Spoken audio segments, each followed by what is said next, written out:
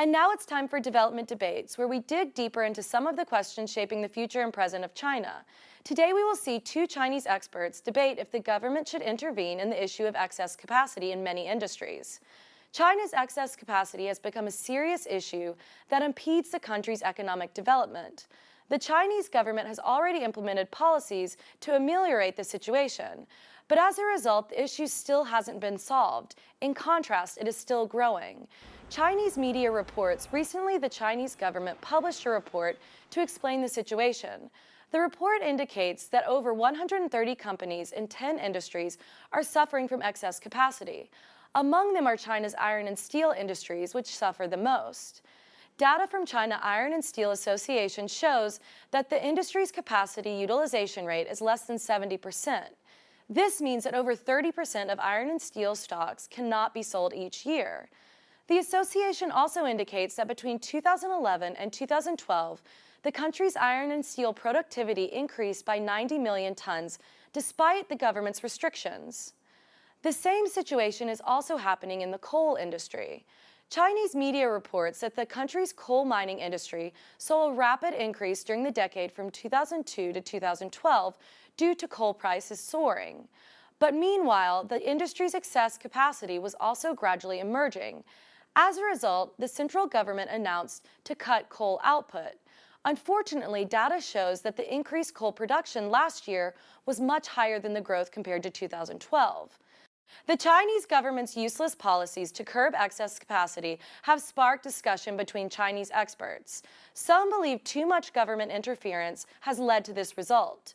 Financial commentator Guo Shiliang is one of these supporters of this point of view. Guo wrote on his blog that the Chinese government relies too much on administrative interferences instead of market-oriented strategies to solve the issue. Guo said that this is the major reason behind the policy failure. Guo pointed out China's current economic development model is dominated by investment. Investment in traditional industries brings considerable tax revenues to local governments. Meanwhile, building factories can also help lower unemployment rates. Guo said it is understandable why local governments want to keep supporting these companies if you consider these two perspectives. Guo explains local governments often do not cut productivity, but instead encourage them to create more product despite excess capacity. Guo concluded that relying on government interference will not ultimately help solve excess capacity problems. He suggests the Chinese government should let the market itself fix excess capacity problems. Meanwhile, Guo said the central government should punish local governments who keep enlarging productivity and output in those industries. However, an officer from the Ministry of Industry and Information Technology, Feng Fei, doesn't support Guo's theory. Feng told Economic Daily that government interferences are not the major reason that has led to excess capacity. Instead, the global financial crisis that happened in 2008 is the key factor. The recession throughout the world caused global demand to shrink, and that resulted in many of the excess capacity problems in Chinese industries. Feng admits market-oriented models have their place in solving excess capacity problems, but using this strategy should be dependent on whether a country's market has been developed. If not, government intervention is required. Feng referred to Japan as an example. In the 1970s, Japan also suffered from serious excess capacity in many industries.